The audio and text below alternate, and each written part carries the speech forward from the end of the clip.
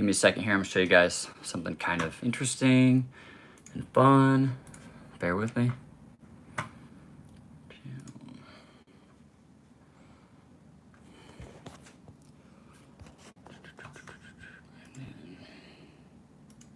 All right. If somebody's watching this on YouTube, do me a favor. Wait, never mind. Don't do me a favor. All right.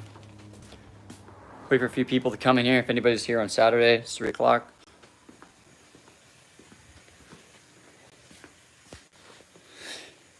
What we have going on here. Customer has a Honda Elite 49cc. Just give me a second. We're gonna let a few people. Well, it's not a 49cc anymore, but let's see here. Bear with me here, guys.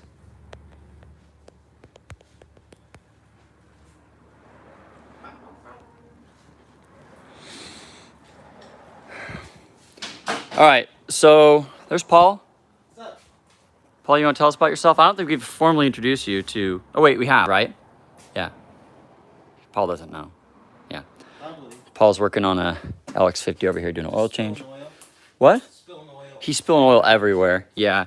He walked away from the bike and he made a big mess. You dripped it actually all the way across the floor. Well, yeah. Well, I got it all over the tools, so I had to wash the tools. All right, guys. So customer put this whole bike together. He bought the.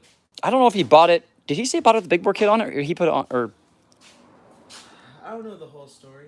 Okay. But he bought the bike and the parts went on it at some point. okay, that's good. Yeah. That's yeah. No Gucci. So whether it was like this before, I'm not too sure.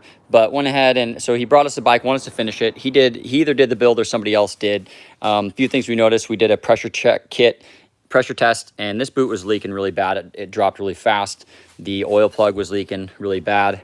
This is the oil plug that was not sealing. I don't know what that is. TWH. What is that? Yeah, there's a boot. So this bike, I'm guessing, was sitting outside because things don't really dry out that bad. Unless it's sitting outside here in Portland, you can see kind of the rubber's cracked. So guessing outside. He's Hawaiian too. Yeah. Well, he could have brought with him from Hawaii. that's true. That's very possible. Hawaii, all this Corrodes cracks pretty so bad. fast. So went ahead and popped the new plug in there. We shimmed his variator because, as you can see, this is how your fitment should be. This is on the money. It was sucked down about 1/4 of an inch in the back. So did all the basics I knew that this bike needed. It was pressure checked. It's got a new Corsa on it. And went ahead and started it. And it's just going clunk, clunk, clunk, just popping and backfiring. So I thought, okay, it's a foul plug. Popped in a new plug.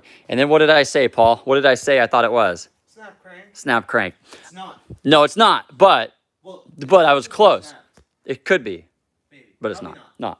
Okay, so this happens. I've seen it happen a couple times where either the bike runs. I've seen it where guys have like filled the whole crankcase full of fuel and they jump on the kickstart. And I've seen that where this side can't rotate and it snaps the crank in half. And obviously it doesn't just fall out because the bearings are what are going to hold the ends in. Let me just get my stool over here.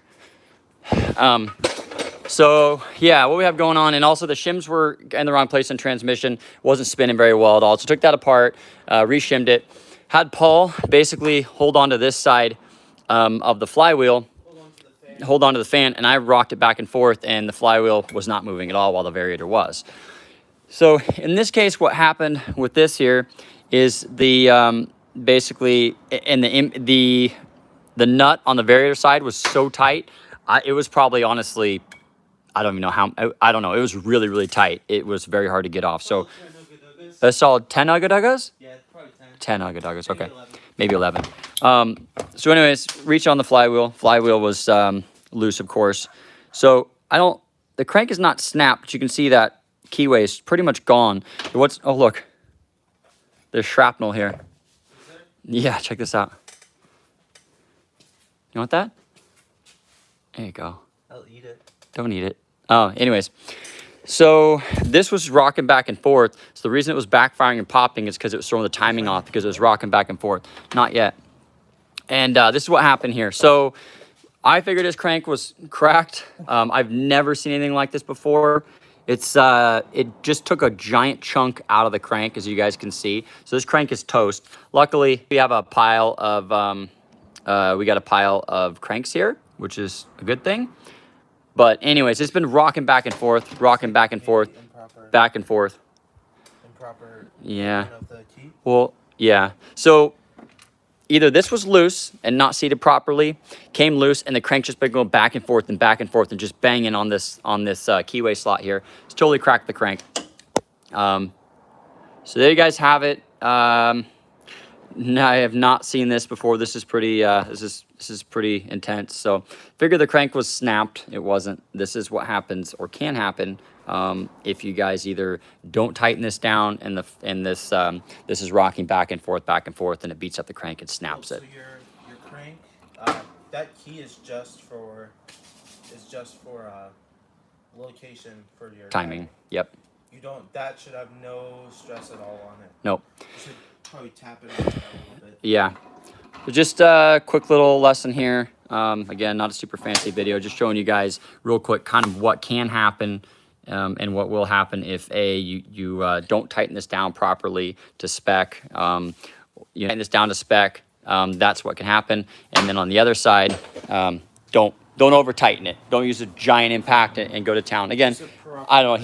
He may have bought it like this or done in the process, but there you guys have it. So we're going to go ahead and just split the cases and rip this motor down. He's going to get a new Malossi crank, bearings and seals, and then we're going to tune it. But just thought that was a good opportunity to show you guys what can and will happen if you either over tighten things or don't tighten things enough. So have a happy, what day is it? Have a happy Saturday. We're going to get back to the hustle here and get some bikes out the door.